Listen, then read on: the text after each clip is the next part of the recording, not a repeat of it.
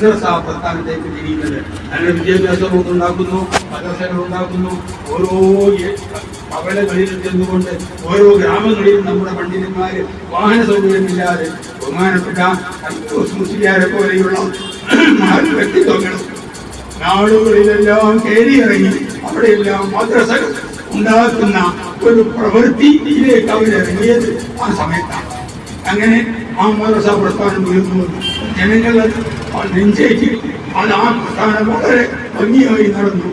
ഇന്ന് എത്ര 11,000-ത്തിലധികം മദ്രസ 11,000-ഓളം മദ്രസകൾ ഇന്ന് സമസ്തയുടെ കീഴിൽ അംഗീകരിച്ച മദ്രസകളുണ്ട്.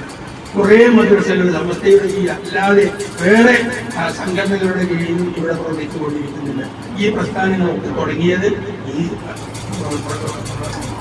തീരുമാനത്തിന്റെ ശേഷമാണ്. അപ്പോൾ അത് അന്ന് മുതൽക്ക് മദ്രസാ പ്രസ്ഥാനമാകുമ്പോൾ അതിലൊക്കെ പഠിപ്പിക്കുന്ന മുഅല്ലിമീങ്ങള് ഉസ്താദുമാര് അവർക്കൊരു സംഘടന, അവരെ നിയന്ത്രിക്കുന്ന മാനേജ്മെന്റിന്റെ സംഘടന, അങ്ങനെ തുടങ്ങി ഓരോ വിഭാഗത്തിലും സംഘടന. പള്ളി ഭരിക്കുന്ന കമ്മിറ്റി അതിനൊരു കമ്മിറ്റി, മദ്രസ ഭരിക്കുന്നതിന് അതിനൊരു കമ്മിറ്റി, പിന്നെ കുട്ടികൾക്ക് ചെറിയ കുട്ടികൾക്ക് SDV, അതിന്റെ മേലുള്ള കുട്ടികൾക്ക് SKSS, അങ്ങനെ യുവാക്കൾക്ക് SOES. ഓരോരുത്തരുടെയും പ്രവർത്തന മേഖലയിൽ പ്രവർത്തിക്കാൻ പറ്റുന്ന ആളുകളെ ഉൾക്കൊള്ളിച്ചുകൊണ്ട് സംഘടനകൾ സമസ്തയുടെ കീഴിൽ 16ഓളം സംഘടനകൾ, ഇപ്പോൾ ഉപസംഘടനകൾ. ആ സംഘടനകളുടെ കീഴിൽ പിന്നെയും ഉപസംഘടനകൾ വേറെയും കുറയുണ്ട്. അങ്ങനെയുള്ള സംഘടിതമായ വലിയ ഒരു പ്രസ്ഥാനമായി, വലിയ ഒരു വിഷയമായി മാറി ഇന്ന് നിഷേധിക്കാൻ കഴിയാത്ത ഒരു പ്രസ്ഥാനമായി സമസ്തമായി കഴിഞ്ഞിരിക്കുകയാണ്. ലോകാടിസ്ഥാനത്തിൽ തന്നെ തുല്യതയില്ലാത്ത ഒരു പ്രസ്ഥാനമാണ്, ഒരു സംഘടനയാണ് ബഹുമാനപ്പെട്ട സമസ്തയെ ജമിഅത്തുൽ ഉലമ. അറബ് രാജ്യത്ത് പോയാലും ഇതുപോലെയുള്ള 1,11,000-ത്തിലധികം മദ്രസകൾ ഒരേ സിലബസിൽ നടത്തിപ്പോരുന്ന 10 ലക്ഷത്തിലധികം 12 ലക്ഷത്തിലധികം വിദ്യാർത്ഥികൾ ഉൾക്കൊള്ളുന്ന പഠിച്ചു വരുന്ന ലക്ഷക്കണക്കിന് ഉസ്താദന്മാര് പഠിപ്പിച്ചുകൊണ്ടിരിക്കുന്ന ഇത്ര വലിയൊരു പ്രസ്ഥാനം ലോകത്ത് ഒരു പ്രൈവറ്റ് സംഘടന നടത്തുന്നതായി വേറെ നിങ്ങൾക്ക് കാണാൻ കഴിയില്ല. ഗവൺമെന്റിന്റെ സഹായമില്ലാതെ സ്വന്തം ഒരു പ്രൈവറ്റ് സംഘടന ഇത്രയും വലിയ ഒരു അടുക്കും ചിട്ടയോടുകൂടെ ഇപ്പോഴും നമ്മൾ പത്രത്തിൽ വായിക്കുന്നു, ചോദ്യപേപ്പർ ചോർന്നുപോയി, അവിടെ അങ്ങനെ പറ്റി ഇങ്ങനെ പറ്റി എന്ന് ഗവൺമെന്റ് നടത്തുന്ന വലിയ ഉത്തരവാദിത്വത്തോടുകൂടെ നടത്തുന്ന ആ പ്രസ്ഥാനങ്ങളുടെ ചോദ്യപേപ്പറും മറ്റുമൊക്കെ അത് ചോർന്നുപോയി എന്ന് ഇപ്പോഴും നമ്മൾ പത്രത്തിൽ വായിച്ചുകൊണ്ടിരിക്കുന്നു. ഇന്ന് വരെ അങ്ങനത്തെ ഒരു സംഭവം ഇത്രയും വലിയൊരു പ്രസ്ഥാനത്തിൽ ഒരു തകരാറുമില്ലാതെ ഈ രൂപത്തിൽ നടത്തിപ്പോരാൻ ഒരു പ്രൈവറ്റ് സംഘടനയ്ക്ക് സാധിച്ചു എന്ന് പറഞ്ഞാൽ അതൊരു മഹാ അത്ഭുതം തന്നെയാണ്. അപ്പൊ നമ്മളൊക്കെ ഇതേ വഴി നിരക്ക് ഈ കുപ്പായവും കൈകളും തൊട്ടിയും കെട്ടുകൊണ്ട് നടക്കാനുള്ള ഒരവസ്ഥ, ആ അവസ്ഥയിൽ നമ്മൾ വന്നത് യഥാർത്ഥത്തിൽ സമസ്ത കേരള ജമിഅത്തുൽ ഉലമ ഇവിടെ സ്ഥാപിക്കപ്പെട്ടതിന്റെ പേരിലാണ് എന്ന് പറയാതിരിക്കാൻ സാധ്യമല്ല.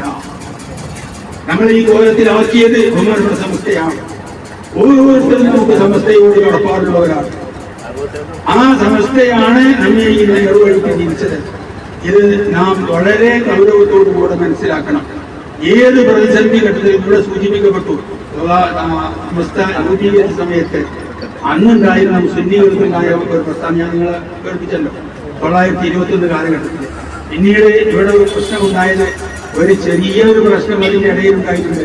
സംസ്ഥാന കേരള ജമിഅത്തുൽ ഉലമ എന്നൊരു പ്രസ്ഥാനങ്ങളിൽ നിന്ന് വരുന്നത് അന്ന് ചെറിയൊരു മാറ്റങ്ങൾ പ്രശ്നങ്ങളൊക്കെ ഉണ്ടായി.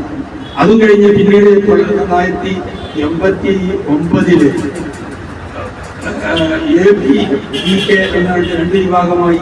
അന്ന് നമുക്ക് സമസ്തയിൽ ചില പ്രശ്നങ്ങളുണ്ടായി. ഇന്നും ചില പ്രതിസന്ധികൾ നേരിട്ട് കൊണ്ടിരിക്കുന്നുണ്ട്.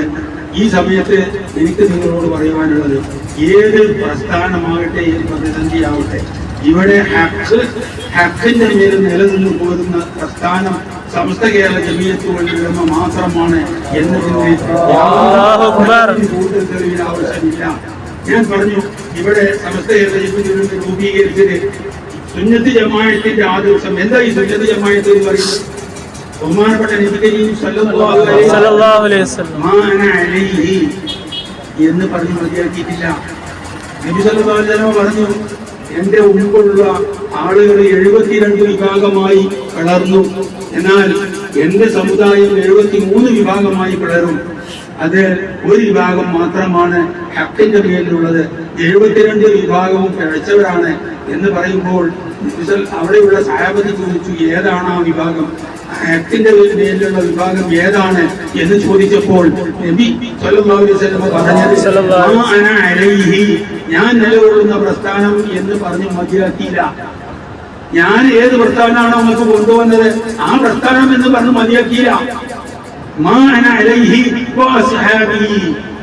ഞാനും എന്റെ അസ്ഹാബും നിലകൊള്ളുന്ന പ്രസ്ഥാനം എന്താണ് പറഞ്ഞത്? ഞാനും എന്റെ അസ്ഹാബും, അതാണ് സുന്നത്ത്. ഞാൻ എന്ന് പറഞ്ഞത് സുന്നത്ത്. നബി സല്ലല്ലാഹു അലൈഹി വസല്ലം കാണിച്ചിരുന്ന മാതൃക ആ ജമാഅത്ത്, സുന്നത്ത് ജമാഅത്ത് എന്ന് പറയുന്നത് അസ്ഹാബിൽ കാണിച്ചു തന്നത്. നബി സല്ലല്ലാഹു അലൈഹി വസല്ലമിൽ നിന്ന് കേട്ട് മനസ്സിലാക്കി നമുക്ക് അസ്ഹാബ് നേടി തന്നത്. നബി സല്ലല്ലാഹു അലൈഹി വസല്ലം നടക്കുമ്പോൾ എങ്ങോട്ട് തിരിഞ്ഞാണ് നിന്നത്? ആശിക്കുമ്പോൾ എങ്ങോട്ട് തിരിഞ്ഞു, മൂത്രയ്ക്കുമ്പോൾ എങ്ങോട്ട് തിരിഞ്ഞു, മനോഹരം തിരിഞ്ഞ് ഏത് കൈയാണ് ഉപയോഗിച്ചത്, കല്ലോട് മനോഹരിക്കുമ്പോൾ എന്താണ് ചെയ്തത്, എത്ര കല്ലാണ് ഉപയോഗിച്ചത്, ഇങ്ങനെ തുടങ്ങി നിസ്സാരമായ കാര്യങ്ങൾ വരെ എഴുതി രേഖപ്പെടുത്തി നമ്മുടെ കയ്യിൽ എത്തിച്ചു തന്നത് ബഹുമാനപ്പെട്ട അസറുൽ സല്ലല്ലാഹു അലൈഹി വസല്ലം ലക്ഷത്തിലധികം വരുന്ന സഹാബാക്കളാണ്. ആ സഹാബാക്കൾ ഇല്ലായിരുന്നുവെങ്കിൽ ഖുർആൻ ഇത് ഖുർആനാണ് എന്ന് പറയാൻ നമ്മുടെ കയ്യിൽ എന്താണ് തെളിവുള്ളത്? ഖുർആൻ കയ്യിൽ പിടിച്ചിട്ട് ഞാൻ ചോദിക്കുകയാണ്, ഇത് പരിശുദ്ധ ഖുർആനാണെന്ന് പറയണമെങ്കിൽ ആദ്യം നടക്കണം. അതിനുള്ള ചാർജ് നമ്മൾ നോമ്പിൽ സംഭരിച്ചു വെക്കണം. ആ സംഭരിച്ചു വെക്കുന്ന ചാർജിനാണ് ഈ നോമ്പിൽ നമുക്ക് ചെയ്യേണ്ടത്. അത് കൂട്ടായിക്കൊണ്ട് അതിൽ നിന്ന് നല്ല നിലക്കുള്ള പ്രവർത്തനങ്ങൾ 11 മാസം ചെയ്യാനുള്ള ആ ചാർജ് അത് ഉപയോഗിച്ചുകൊണ്ട് നാം പ്രവർത്തിക്കണം. സർവ്വശക്തനായ റബ്ബുൽ ഇസ്സത്ത് അതിനൊക്കെയുള്ള കഴിവും തോൽപ്പിക്കും നമുക്ക് നൽകട്ടെ. ഞങ്ങളുടെ എല്ലാവിധ ദോഷങ്ങളും ഈ പരിശുദ്ധമായ മാസത്തിന്റെ ഈ മാസം ഞങ്ങളിൽ നിങ്ങളുടെ പറഞ്ഞു പോവുകയാണ്. ഞങ്ങളുടെ എല്ലാവിധ ദോഷങ്ങളും അതിനാപ്പോഴും ഈ മാസത്തിലേക്ക് ഞങ്ങളിൽ മരണപ്പെട്ടു പോയ ഞങ്ങളുടെ മാതാപിതാക്കൾ, കുടുംബ ബന്ധു, മിത്രാദികൾ, ഉസ്താദുമാർ, ശിഷ്യന്മാർ, ഞങ്ങളോട് ബന്ധപ്പെട്ട എല്ലാവരുടെയും മരണപ്പെട്ടു പോയ എല്ലാവരുടെയും എല്ലാവിധ ദോഷങ്ങളെയും ഞങ്ങൾ പലവിധ പ്രയാസങ്ങൾ അനുഭവിക്കുന്നതാണ്. എല്ലാവിധ പ്രയാസങ്ങളും അനുഭവിച്ച് ഞങ്ങളുടെ മനസ്സിന് സൗഭാഗ്യ സന്തോഷം പ്രദാനം ചെയ്യാനായിരുന്നു, ഞങ്ങളുടെ ശരീരത്തിന് ആഫിയത്ത് പ്രദാനം ചെയ്യുന്നതാണ്. മരണം വരെ ഇതിനെ ആരാധിക്കുവാനുള്ള ആഫിയത്ത് ശരീരത്തിൽ നിലനിർത്തി തന്നെ മരിക്കുന്നതിന് മുമ്പായി ഹബീബായ മഖ്ബൂലും മബ്റൂറുമായ ഹജ്ജ് നിർവഹിക്കുവാനും ഞങ്ങൾക്ക് തൗഫീഖ് നൽകണമേ. വീണ്ടും വീണ്ടും തൗഫീഖ് നൽകണമേ. ആ മരണസമയത്ത് പൈശാചികമായ ബോധനകളിൽ ഞങ്ങൾ കാത്തുരക്ഷിക്കണമേ. ഞങ്ങളുടെ കൂട്ടത്തിൽ പലവിധ ഉദ്ദേശങ്ങൾ മനസ്സിൽ വെച്ചവരുടെ എല്ലാ നല്ല ഉദ്ദേശങ്ങളും പൂർത്തിയാക്കി കൊടുക്കുന്നത്. വിദേശത്ത് പോകാൻ ഉദ്ദേശിക്കുന്നവർക്ക് അവരുടെ വഴി എളുപ്പമാക്കി കൊടുക്കുന്നത്. അതേപോലെ സമുദായ വിവാഹം ഉദ്ദേശിക്കുന്ന ഞങ്ങളുടെ സഹോദരി സഹോദരന്മാർക്ക് അവർക്ക് അനുയോജ്യമായ ഇണകളെ നീ നൽകണമെന്ന് സന്താനങ്ങൾക്ക് ഇല്ലാത്തവർക്ക് ഭാര്യ സന്താനങ്ങളെ നൽകണമെന്ന് ഞങ്ങളിൽ അസുഖമായി കിടക്കുന്നവരുടെ അസുഖങ്ങൾ എത്രയും പെട്ടെന്ന് സുഖമാക്കി തന്നെ എല്ലാവിധ പ്രയാസങ്ങളും അകറ്റി മനസ്സിനും ശരീരത്തിനും നല്ല ആശ്വാസം നൽകണേ നമ്പുരാന്, സന്തോഷം നൽകണേ നമ്പുരാന്. മരണസമയത്ത് പൈശാചികമായ ദുർബോധനങ്ങളെ തൊട്ട് കാത്തിരക്ഷിക്കണേ നമ്പുരാന്. പരിശുദ്ധമായ എഴുന്നേറ്റ് തൊട്ടിയത് ഉച്ചരിച്ച് നയിക്കുവാനുള്ള അവസരം ഞങ്ങൾക്ക് നീ മരണശേഷം കിതാബുകൾ നൽകുമ്പോൾ ഞങ്ങളുടെ വലങ്കയിൽ കിതാബ് നൽകുന്ന സജ്ജനങ്ങളിൽ ഞങ്ങൾ ഉൾപ്പെടും. ഭിന്നതയുടെ മുട്ടുതരത്തിനും മുട്ടത്തിനും ഞങ്ങൾക്ക് റഹ്മത്ത് കൊണ്ട് നിറക്കപ്പെട്ട സൗന്ദര്യത്തിൽ ഞങ്ങൾക്കും ഇടം നൽകണമെന്ന് ഞങ്ങളുടെ കഷ്ടപ്പെട്ടു പോകുന്ന, ഞങ്ങളുടെ പ്രയാസപ്പെട്ട് കഴിയുന്ന, ഞങ്ങളുടെ ഒരു ഗതിയുമില്ലാതെ ലോകം മുഴുവനും തിരിഞ്ഞു നോക്കാതെ അറച്ചു നിൽക്കുന്ന രൂപത്തിൽ വീക്ഷിക്കുന്ന ആ ഞങ്ങളുടെ സഹോദരന്മാർ മുഅ്മിനീങ്ങളായ സഹോദരന്മാര്, തെറ്റി വീഴുന്ന മക്കൾ മുതൽ വയസ്സന്മാർ വരെയുള്ള യാതൊരു വ്യത്യാസവും കൂടാതെ കൊന്നൊടുക്കുന്ന ഇസ്രായേലിനെ പഠിച്ചവനെ നീ അവരെ വകവരുത്തണേ റഹ്മാനെ, അവരെ വകവരുത്തണേ റഹ്മാനെ. അവരുടെ ചെറുതുകളിൽ നിന്ന് ഞങ്ങളുടെ സഹോദരന്മാരെ രക്ഷിക്കണേ റഹ്മാനെ, എല്ലാവിധ രക്ഷയും നൽകണേ റഹ്മാനെ. അവർക്ക് ഇടം കൊടുത്ത അതിന് നന്ദിയായി അവർ ചെയ്തത് ഈ രൂപത്തിലുള്ള അക്രമമാണ് പഠിച്ചവനെ നീ കാണുന്നിട്ട് അവരെ പരാജയപ്പെടുത്തണേ റഹ്മാനെ.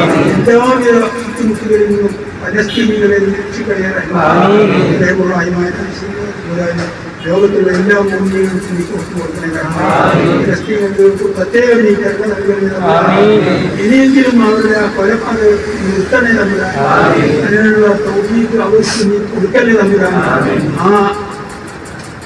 ഇസ്രായേലിനെ പരാജയപ്പെടുത്തുന്ന അതിനുള്ള കഴിവ് അവർക്ക് നീ നൽകല്ലേ തമ്പുരാനെ. റഹ്മാനുറഹീമായ തമ്പുരാനെ, ഞങ്ങളുടെ മുസ്ലിമീങ്ങളായ പാവപ്പെട്ട പലസ്തീനികളെ എല്ലാ വിധത്തിലും നീ ഏറ്റെടുക്കണേ റഹ്മാനെ.